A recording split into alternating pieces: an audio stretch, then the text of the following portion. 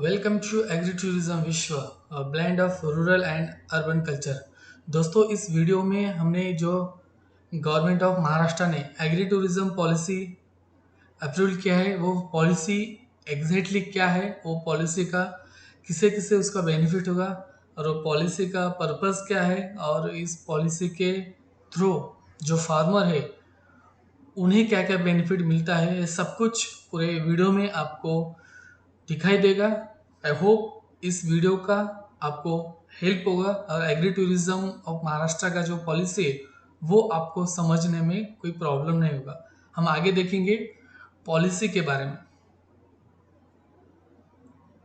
Agree tourism policy Maharashtra 2020, मैं आपको बताया कि 6 सितंबर 2020 में Maharashtra state cabinet has approved agri tourism policy. इसके लिए जितने भी महाराष्ट्र के जो संस्था है, संगठन है, जो व्यक्ति है, उन्होंने बहुत ट्राई किया ये पॉलिसी होने के लिए।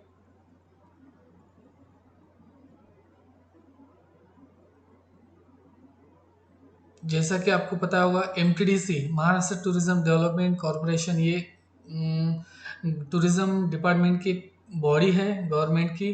ये एमटीडीसी और डायरेक्टर ऑफ टूरिज्म, इन्होंने भी एक इम्पोर्टेंट रोल प्ले किया है इस पॉलिसी बनाने के लिए। जैसे कि एग्री टूरिज्म विश्व has been promoting agri tourism in the state since 2017।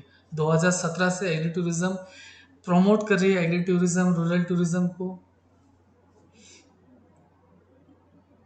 Purpose of agri tourism policy, ये एग्री टूरिज्म का पर्पस क्या है, उद्देश्य क्या है, ये किस लिए एग्री टूरिज्म है, ये आप आगे डिस्प्ले में देख रहे होंगे।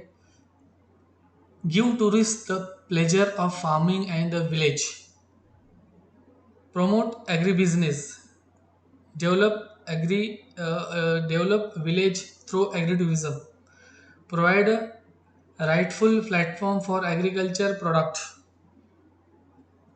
उसके बाद ensuring the marketing to agriculture product, जितने भी एग्रीकल्चर प्रोडक्ट हो गए वो प्रोडक्ट को एक डिजिटल प्लेटफॉर्म और मार्केटिंग इस पॉलिसी के थ्रू मिल सकता है। इनकरेजिंग एग्रो बेस्ड बिजनेस, जितने भी एग्रो बेस्ड बिजनेस है वो बिजनेस को इनकरेज करना, बढ़ावा देने के लिए ये पॉलिसी इंपॉर्टेंट है। To provide environmental friendly and prosperous tourism experience, हमें पता है कि एग्री रूरल टूरिज्म एक अनुभवात्मक पर्यटन है, मतलब एक इन्वायरमेंटल एक्सपीरियंस बेस्ड टूरिज्म है। इसलिए ये एकमेव ऐसा टूरिज्म सेक्टर है कि वो इन्वायरमेंटल फ्रेंडली है, create alternative source of income for farmer. हमें पता है कि फार्मर की क्या स्थिति है भारत में और ऑल ओवर वर्ल्ड में। एक अल्टरनेटिव सोर्स, इनकम सोर्स होना चाहिए, इसलिए ये पॉलिसी इंपॉर्टेंट है। इसके अलावा provide employment opportunities to the women and building youth of village. इस एग्री टूरिज्म पॉलिसी के थ्रू जितने भी महिला कर्मचारी है, महिला है, जो भी तरुण लोग है, यंग है, उनके लिए ये पॉलिसी इम्पोर्टेंट है, उनको बढ़ावा देने वाली ये पॉलिसी है। To promote folk art and traditional, हमें पता है कि हमारा देश में फोक आर्ट जैसे कि आदिवासी है, वारली पेंटिंग है, या इसके अलावा भी जो भी ट्रेडिशनल फोक आर्ट है उसको प्रमोट देना, ये पॉलिसी का पर्पस है। उसके बाद giving a tourist an experience on actually farming,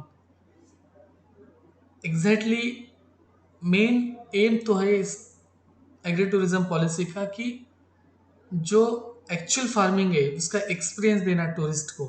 उसके बाद to create pollution free tourism for tourist, हमें पता है कि जैसे बड़े बड़े शहर है, दिल्ली है, मुंबई है, पुणे है, बैंगलोर है, कलकत्ता है, हैदराबाद है, इस सिटी में बहुत सारा पॉल्यूशन है। ये पॉल्यूशन फ्री टूरिज्म करने के लिए एक एग्री और रूरल टूरिज्म बेस्ट ऑप्शन है। और क्या है, तीसरा है experiencing the closeness of nature, nature के पास जाके, नेचर का फील लेके, नेचर में घूमना, 4 दिन नेचर में रहना, नेचर के आसपास सब कुछ देखना, ये इम्पोर्टेंट है। और यही जो अर्बन टूरिस्ट है उनको पसंद आ रहा है। giving experiential enjoyment of agritourism.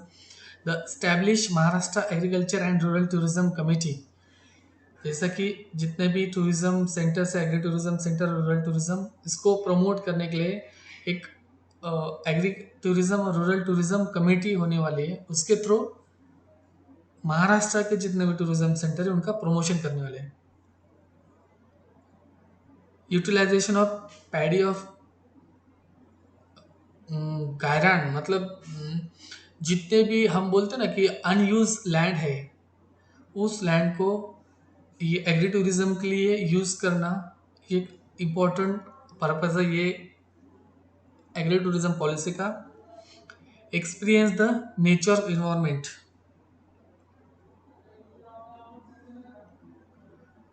हमने पर्पस देखा, अभी आगे देखेंगे। Who can set up agri tourism centre, सबसे इम्पोर्टेंट है, मुझे बहुत कॉल आते हैं कि एग्री टूरिज्म सेंटर कौन चला सकता है, who can set up agri tourism centre.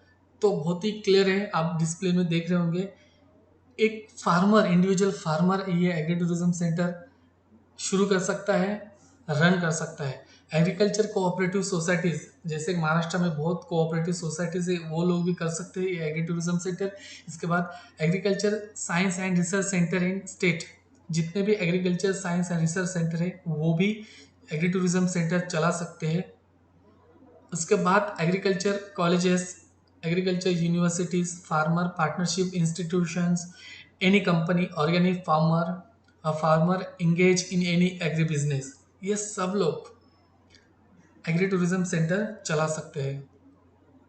उसके बाद हम देखें तो ये पॉलिसी का other benefits of agri tourism policy, कुछ अलग फायदे हैं। अगर आपको एग्री टूरिज्म सेंटर चलाना है, सेटअप करना है, तो आप एप्लीकेशन कर सकते हो regional deputy director tourism of department. ये रीजनल ऑफिसेस है, जैसे कि मैं आप बता रहा हूँ, न्यू दिल्ली में एक रीजनल ऑफिस है, पुणे में है, औरंगाबाद में है, नागपुर में है, नासिक में है, अमरावती में है और रत्नागिरी में ये रीजनल ऑफिस है। आप यहाँ पे अप्लाई कर सकते हो एग्री टूरिज्म सेंटर स्टार्ट करने के लिए। वो डिपार्टमेंट का मैंने एक यहाँ पे लिंक दिया है, www.maharashtra-tourism.gov.in, यहाँ पे आप अप्लाई कर सकते हो एग्री टूरिज्म सेंटर के लिए। जैसे कि पता है कि यहाँ पे अप्लाई करने के बाद आपको एक सर्टिफिकेट दिया जाता है इस डिपार्टमेंट के थ्रू। उसके बाद there should be 2 or few acres of farm land. अगर आपको tourism centre, agri tourism centre develop करना है तो आपको 2 से 5 एकड़ तक लैंड चाहिए, फार्म चाहिए। उसके बाद आपको, जो आपके पास टूरिस्ट आते हैं उनके लिए रेसिडेंशियल अरेंजमेंट करना चाहिए आपको। जैसा कि जिसको एक नाइट रहना होता है, जिसको 2 दिन रहना होता है, वीकेंड में आते हैं, उनके लिए आप रहने का इंतज़ाम आपको करना होता है। इस पॉलिसी के थ्रू उन्होंने बताया कि facility for meals and kitchen, जैसे वो रहने के लिए आते हैं, उनका खाने का इंतज़ाम, उनका किचन का इंतज़ाम इस पॉलिसी में आपको करना है। इनिशियल कॉस्ट ऑफ रजिस्ट्रेशन, जैसा कि आप अप्लाई करी, आपने समझो अप्लाई किया है, उसके बाद आपको सर्टिफिकेट मिलेगा, उसके बाद आपको पहला फीस जो रजिस्ट्रेशन फीस है वो 2500 है। उसके बाद रिन्यूअल करने के लिए हर साल को आपको 1000 रुपये ये टूरिज्म ऑफ डिपार्टमेंट को देना पड़ता है। समझो यहाँ पे आप अप्लाई करने के बाद आपको बैंक लोन भी अवेलेबल हो सकता है। उसके बाद जैसा कि आपको लाइट चाहिए, पावर डिस्ट्रीब्यूशन के लिए आपको हेल्प हो सकता है। इसके बाद बेनिफिट अंडर द जीएसटी, ऐसे कुछ अलग बेनिफिट्स है। ये बेनिफिट्स एग्री टूरिज्म पॉलिसी के तहत महाराष्ट्र के हर एक फार्मर को मिल सकता है। जैसे कि agri tourism Vishwa, our services for agri and rural tourism, जैसे आप पता होगा आपको, एग्री टूरिज्म विश्व जो है वो only and only agri tourism related work करती है। जैसे कि डिजिटल मार्केटिंग करना है टूरिज्म सेंटर का, उनके लिए कंटेंट डेवलप करना, एग्री टूरिज्म वर्कशॉप लेना फार्मर के लिए, एग्री टूरिज्म सेंटर ब्रांडिंग करना, प्रमोशन करना, उनका इंटरव्यू लेना, एडवर्टाइजमेंट करना है, कंटेंट डेवलप करना है। आप जो आगे पूरा डिस्प्ले देख रहे हो, मार्केटिंग करना, इस प्रकार एग्री टूरिज्म सेंटर काम करते हैं। अगर एग्री टूरिज्म विश्व के जितने भी डिजिटल प्लेटफॉर्म है, अब सभी प्लेटफॉर्म पे हमारा आर्टिकल, ब्लॉग, वीडियोस, अपडेट सब कुछ देख सकते हो। हमारे यूट्यूब पे आप फॉलो कर सकते हो, ट्विटर पे फॉलो करो, लिंक्डइन पे आप हमें फॉलो कर सकते हो, इंस्टाग्राम है, फेसबुक है, ये सभी सोशल मीडिया पे आप फॉलो कर सकते हो हमें, ताकि आपको जो भी इंफॉर्मेशन है वो अपडेट रह सकते हो। अगर आपको if any query, feel free to contact us. ये व्हाट्सअप नंबर है, मेल आईडी है, वेबसाइट का एड्रेस है, यहाँ पे आप कॉल सकते हो, मेल कर सकते हो, एसएमएस कर सकते हो, जो भी कांटेक्ट करना है आपको आप कर सकते हो। थैंक यू सो मच, आपने इतना टाइम दिया और हमें सुना। Thank you so much.